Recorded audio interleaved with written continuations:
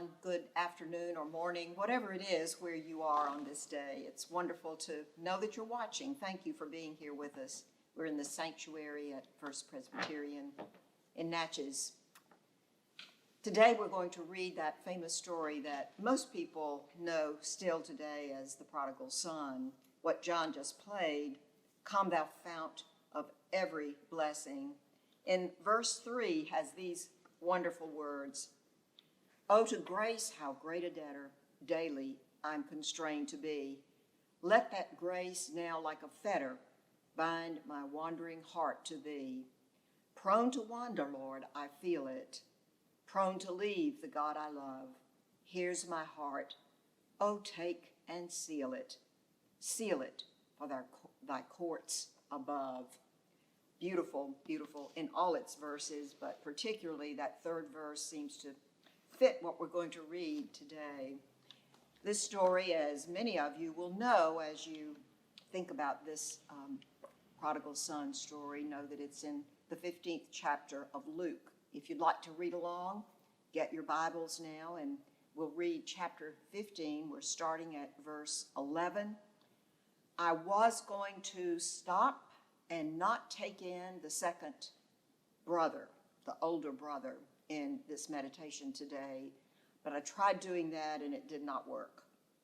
I think you need the family dynamics to get the meaning of the whole story. At least I found it to be true. So we're going to read all the way to verse 32. Hear the word of the Lord for us today. Luke chapter 15. Then Jesus said, "There was a man who had 2 sons. The younger of them said to his father, 'Father, give me the share of the property that will belong to me.' So he divided his property between them. A few days later, the younger son gathered all he had and traveled to a distant country, and there he squandered the property in dissolute living. When he had spent everything, a severe famine took place throughout that country, and he began to be in need. So he went and hired himself out to one of the citizens of that country, who sent him to his fields to feed the pigs. He would gladly have filled himself with the pods that the pigs were eating, and no one gave him anything. But when he came to himself, he said, 'How many of my father's hired hands have bread enough and to spare? But here I am dying of hunger. I will get up and go to my father, and I will say to him, Father, I have sinned against heaven and before you. I am no longer worthy to be called your son. Treat me like one of your hired hands.' So he set off, and he went to his father. But while he was still far off, his father saw him and was filled with compassion. He ran and put his arms around him and kissed him. Then the son said to him, 'Father, I have sinned against heaven and before you. I am no longer worthy to be called your son.' But the father said to his slaves, 'Quickly bring out a robe, the best one, and put it on him. Put a ring on his finger and sandals on his feet, and get the fatted calf and kill it, and let us eat and celebrate. For this son of mine was dead and is alive again. He was lost and is found.' And they began to celebrate. Now his elder son was in the field, and when he came and approached the house, he heard music and dancing, and he called one of the slaves and asked what was going on. He replied, 'Your brother has come, and your father has killed the fatted calf because he's got him back safe and sound.'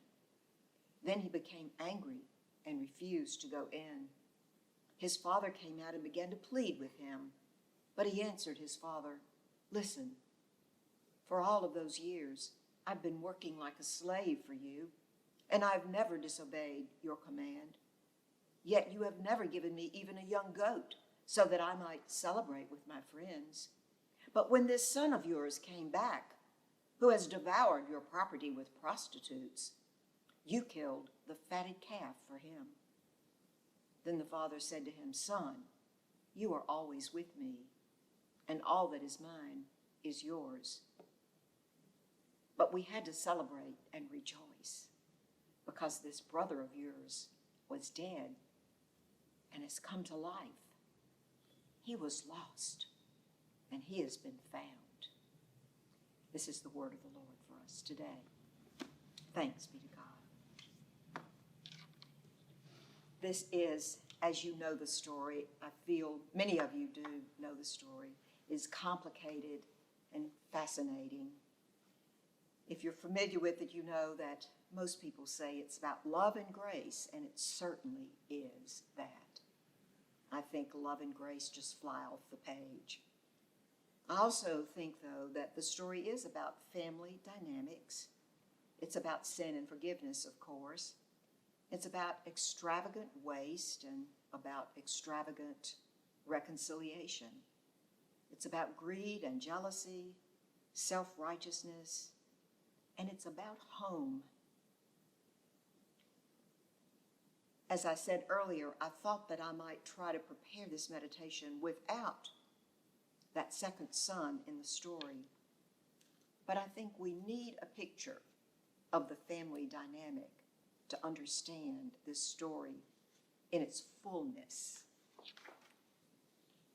About halfway through a wonderful class I remember taking, the professor asked all of us, "Where is your home?" What about you? Where is your home? Perhaps you're sitting in it, or perhaps you're not far away from it right now, and you have no trouble at all answering that question.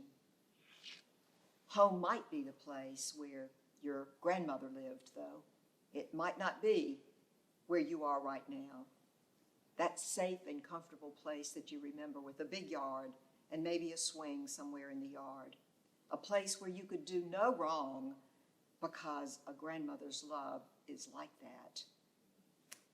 Home might be the place where you grew up, a place where you lived with your family for many years, or maybe for most of your growing up years.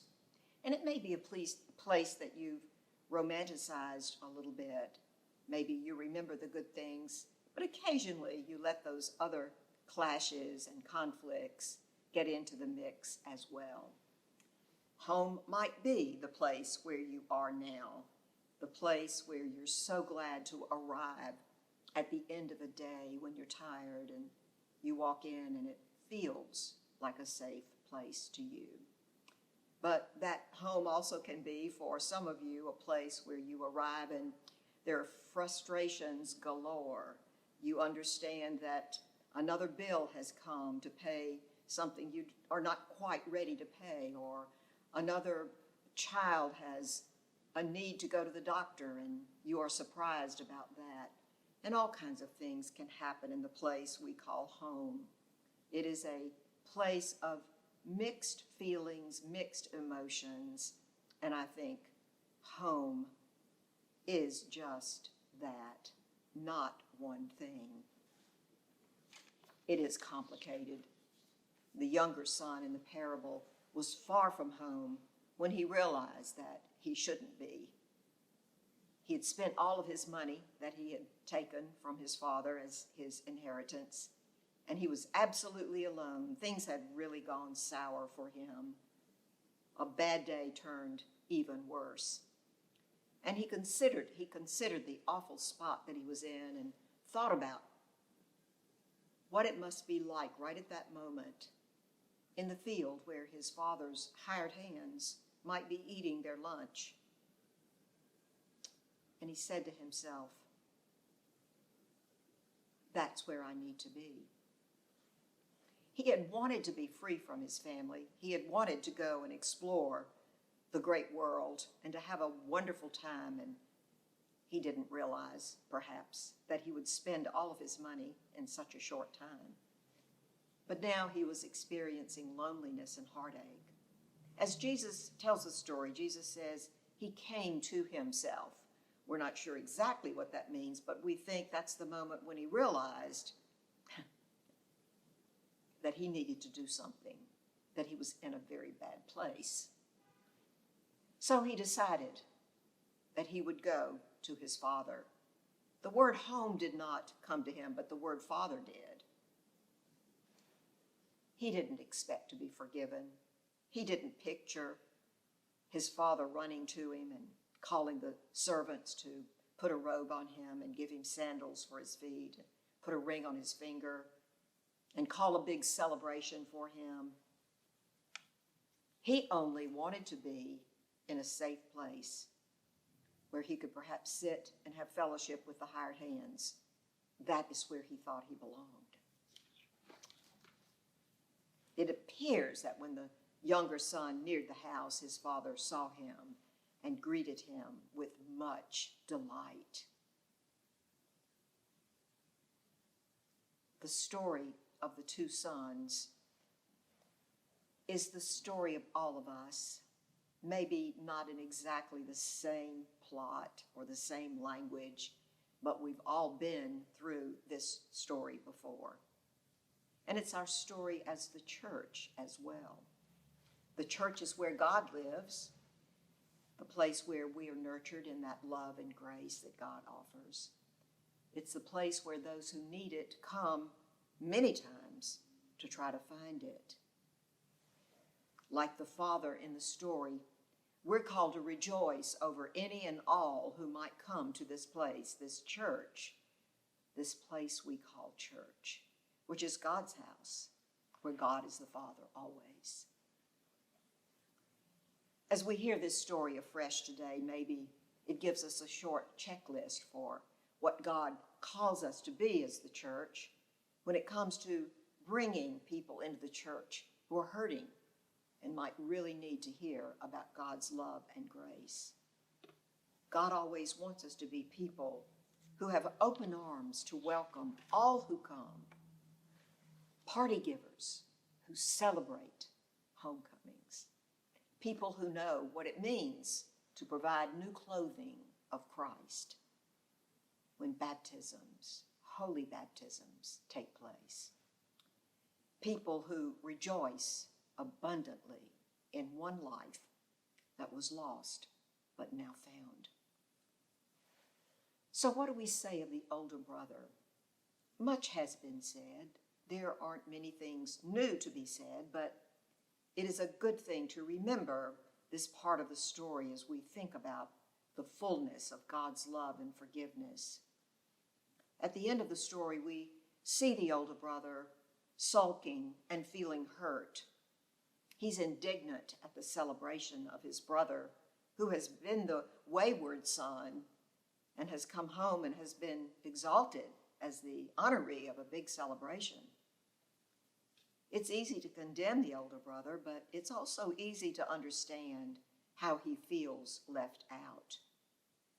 We hear what his father says to him, and we think, if nothing else, these words ought to be enough to turn him around.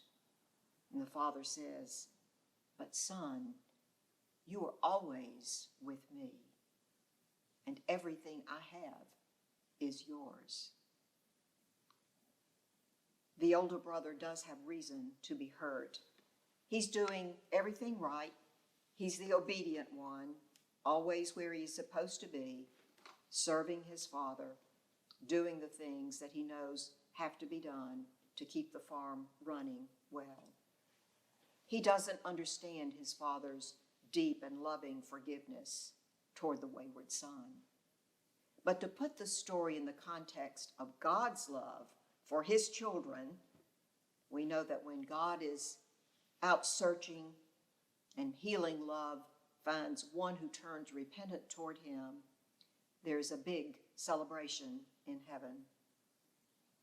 That person heads home and finds God waiting with loving arms to greet and to love. God's love and mercy are greater than anything we can imagine. Where God's healing grace and loving mercy are offered to all, that's the home where God dwells in Jesus Christ. It may be the home you live in. It may be your home, the church. It may be the home, your heart.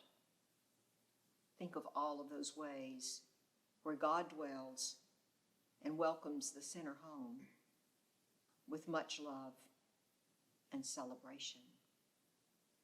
All people are welcomed where God dwells, welcomed with great joy. Thanks be to God for our holy and generous God. Amen. God be with you all today.